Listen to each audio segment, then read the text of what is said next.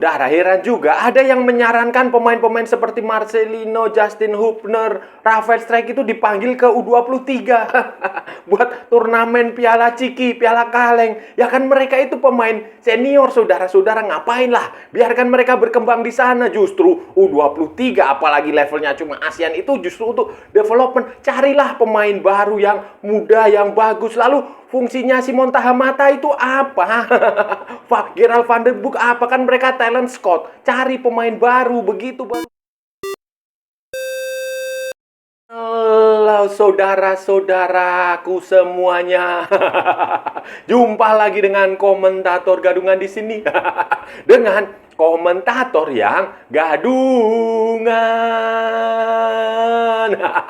Seperti biasa, saudara-saudara, seperti biasa. Kalau kita sudah bertemu, pasti akan ada yang kita bicarakan.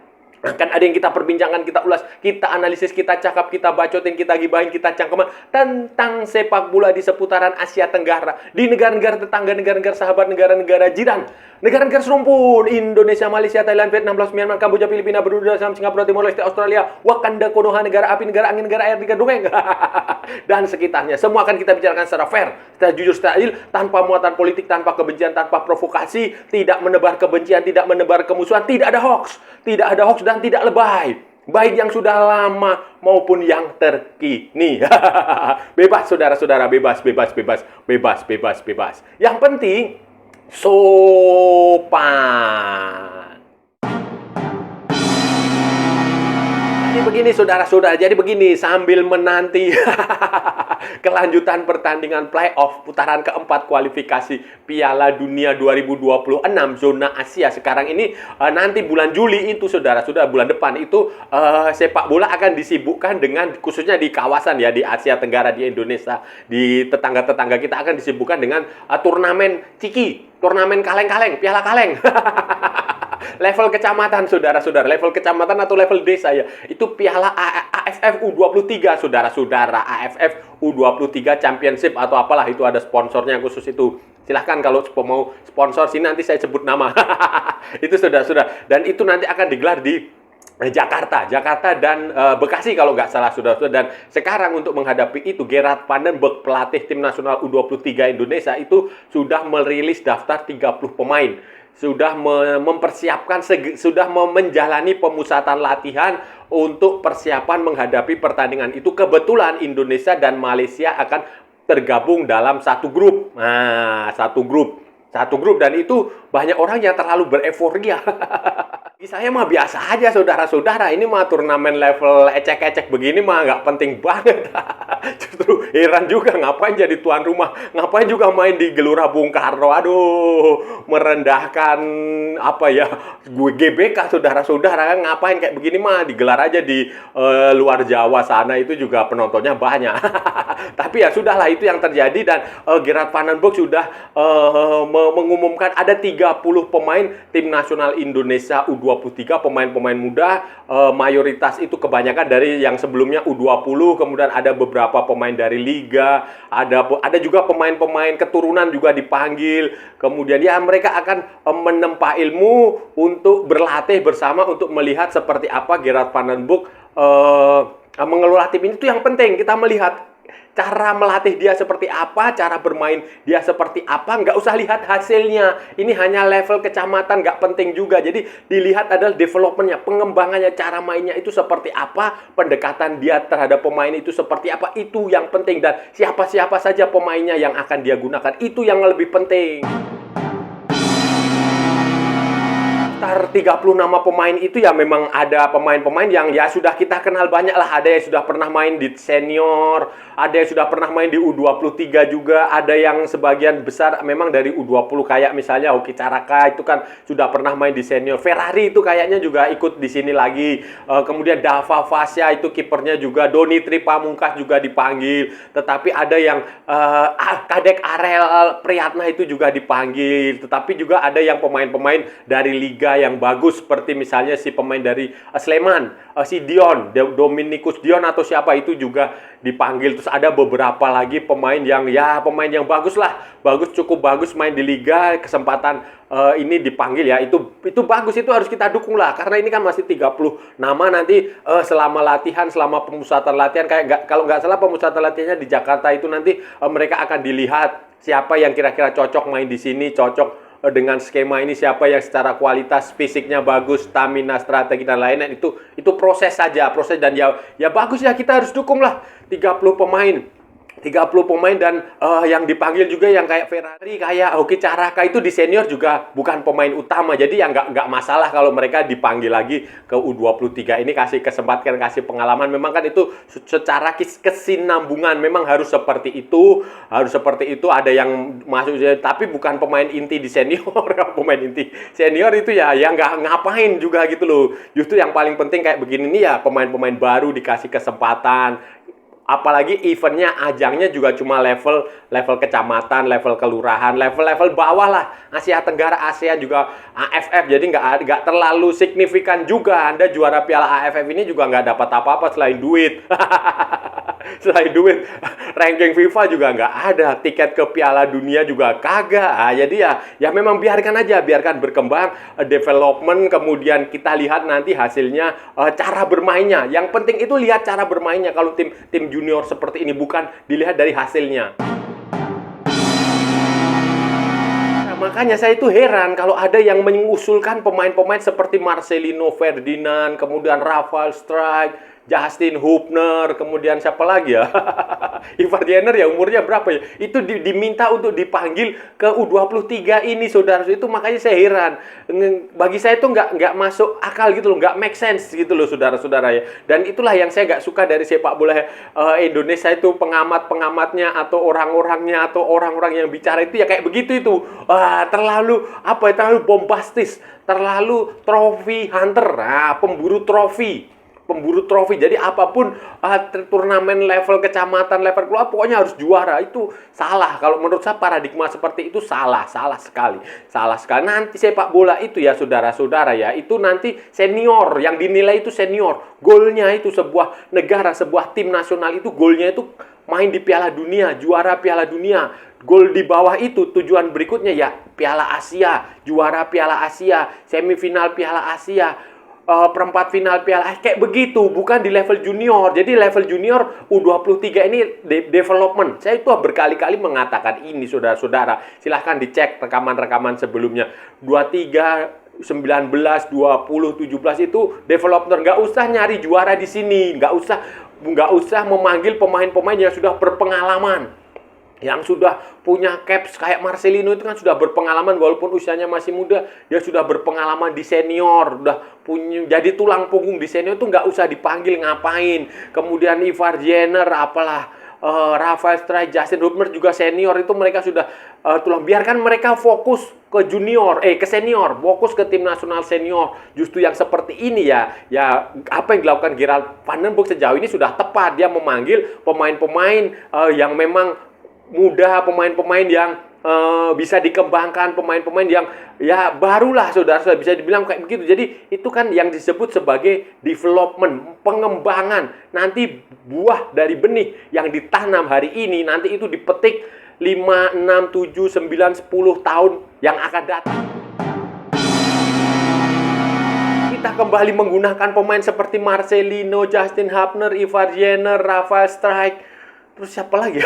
Nathan masih usianya masih apa enggak ya? Itu ya percuma juga kita punya, kalau itu yang dilakukan ya percuma juga kita punya Simon Tahamata. Simon Tahamata itu kan ditunjuk untuk menjadi kepala pemandu bakat, chief scouting. Chief scoutingnya tim nasional Indonesia, PSSI, Football Association of Indonesia, FAI.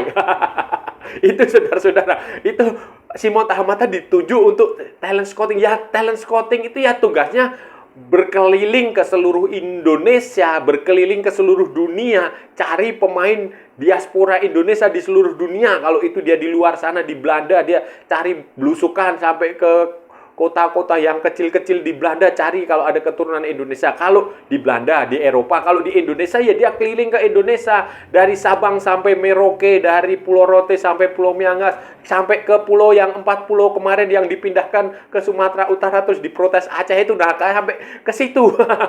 Cari, itu fungsinya dari talent scouting, kepalcip. Apalagi ini Timon Tahamata punya kemampuan, punya reputasi di situ. Jadi sayang sekali kalau tidak dimanfaatkan. Biarkan beliau Om Simon. Kita menyebutnya seperti itu. Om Simon ini biarkan dia bekerja, biar dia mencari talenta di Maluku sana, di kampung halaman orang tuanya dia di situ. Kemudian cari bakat di Papua, di NTT, di mana lagi? Bali, di Sulawesi Utara, Sulawesi Selatan, di Kalimantan, di macam-macam. Jambi, Bengkulu, mana lagi? Kepulauan Riau, kayak begitu. Dicari, itu fungsinya talent scouting. Apalagi pelatih U23 itu juga punya reputasi kurikulum vitae sebagai pelatih yang cukup bagus di level junior, di level pengembang.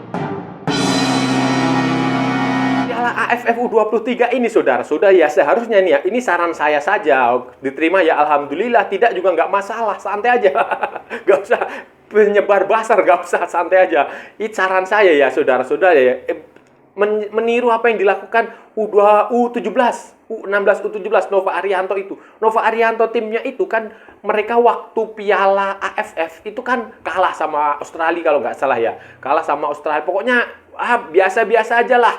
Biasa-biasa aja mainnya, biasa-biasa aja ya mainnya lumayan bagus, maksudnya hasilnya itu tidak terlalu istimewa karena nggak gagal juara. Beda sama generasinya Fahri Husaini atau generasinya Bima Sakti, itu kan mereka juara hebat lah, dapat bonus, bertabur bonus. Tetapi kan pada akhirnya kemudian sejarah mencatat, sejarah membuktikan bahwa dia tanpa juara Piala AFF U16, tanpa keluar-keluar, tanpa gembar-gembor di pers, di roadshow ke stasiun televisi, tanpa bonus besar juara Piala AFF U16, pada akhirnya mereka lolos ke Piala Asia U17 dan menjadi waktu kualifikasi juga itu dia nggak main di Indonesia, main di Kuwait, lolos. Dan ketika Piala Asia U17, kan luar biasa, mereka ngalahkan Korea Selatan. Bukan hanya ngalahkan Korea Selatan, jadi pemuncak grup. Dan pada akhirnya lolos ke Piala Dunia U17. Terlepas dari kuota untuk Piala Dunia U17 bertambah, itu terlepas dari itu, tapi faktanya yang ingin saya katakan di sini, yang ingin saya buktikan bahwa AFF itu nggak signifikan, bukan apa-apa gitu loh, bukan turnamen yang penting yang harus diperjuangkan sehingga Anda harus mengeluarkan segala tenaga mati-matian di situ mengumpulkan pemain-pemain yang sudah punya cap senior, nggak usah.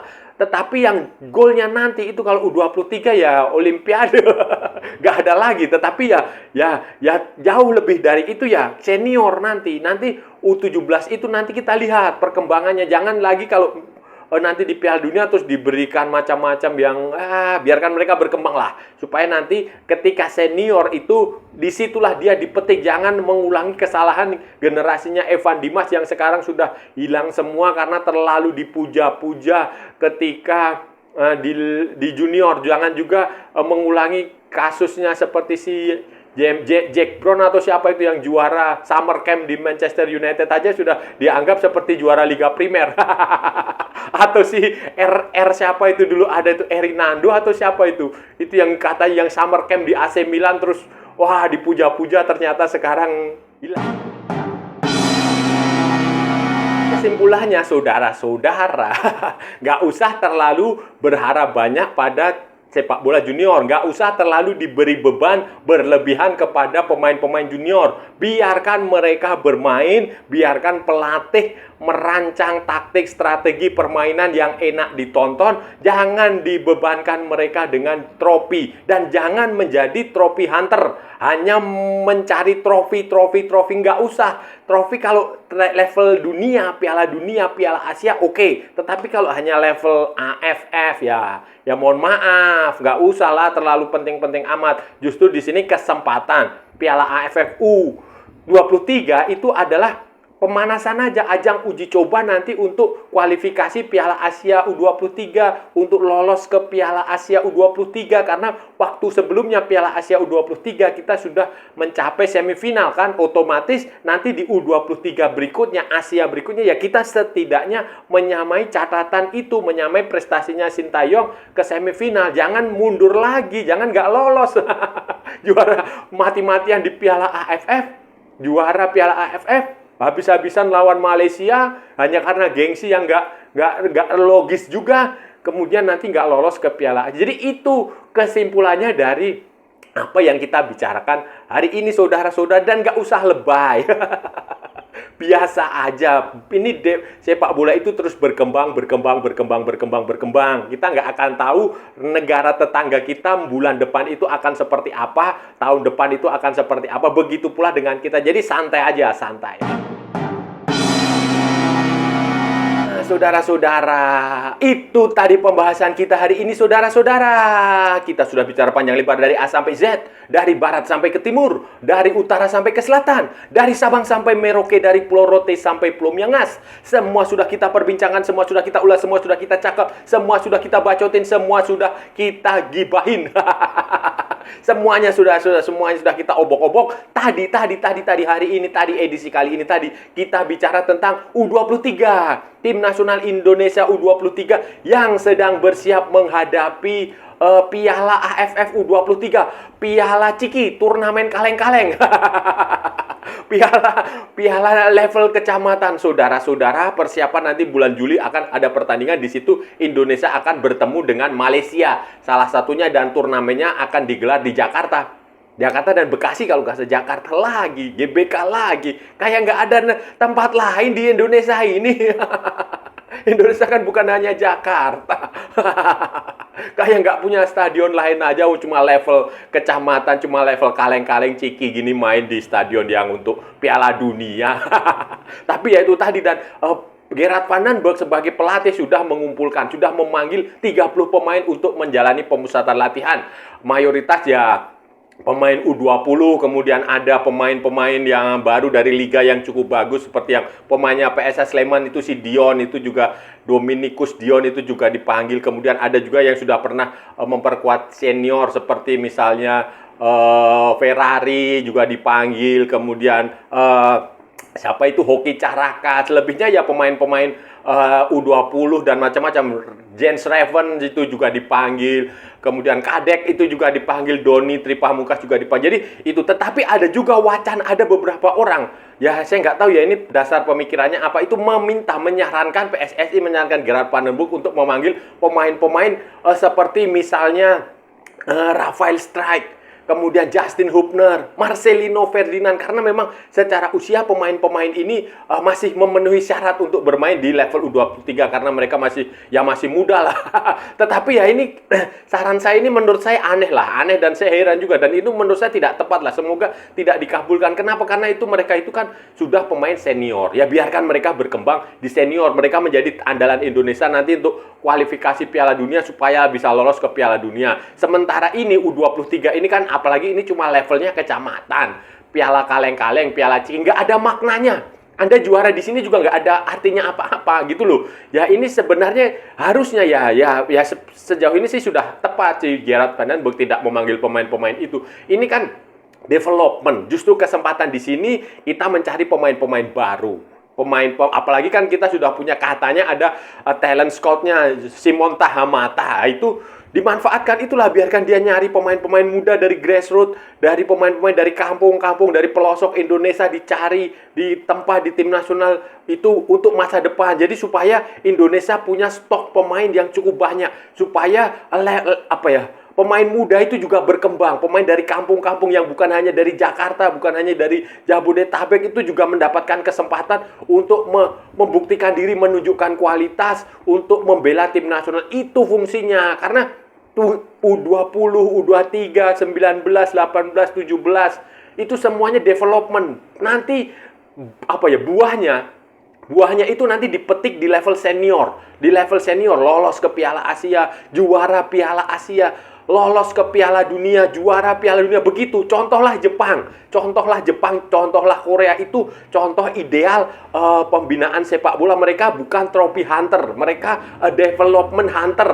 Membina pemain, kemudian jadi baru sukses dipetik di senior. Mereka main, pemainnya disebar ke seluruh dunia, ke liga-liga top dunia. Begitu, itu yang benar, bukan nyari prestasi di level junior. Tidak usah. Gak juara AFF juga nggak bawa contoh. Asuhannya Nova Arianto U17 itu nggak juara AFF, tapi lolos ke Piala Dunia U17. Itu kan hebat. Kayak begitulah saudara-saudara. Dan saya rasa sudah cukup ya pembahasan kita kali ini. Kalau ada salah-salah ya mohon maaf. Namanya juga gadungan saudara-saudara. Wajar kalau gadungan itu salah. Tetapi kalau benar berarti sebuah kebenaran. Kalau saudara-saudara merasa channel ini bermanfaat, berguna, menghibur, menginspirasi, silahkan like, share, and subscribe. Tapi kalau tidak saudara-saudara, abaikan saja, skip, jangan ditonton, jangan nyampah, jangan membuat komentar yang menghina, menghujat, melecehkan, merendahkan orang maupun negara lain. Santai aja, ini hanya urusan bola. Kita cari teman, bukan cari musuh. Di luar sana masih banyak yang harus kita lakukan. Ikuti juga akun media sosial komentar dan gadungan, ada di Instagram, ada di Facebook, dan ada di TikTok yang bukan TikTok Shop, saudara-saudaraku semuanya. Oke, sampai bertemu lagi di sesi berikutnya dengan tema-tema yang jauh lebih tidak bermanfaat, dengan tema-tema yang jauh lebih tidak berguna, dengan tema-tema yang jauh lebih membagongkan. Salam olahraga dan merdeka!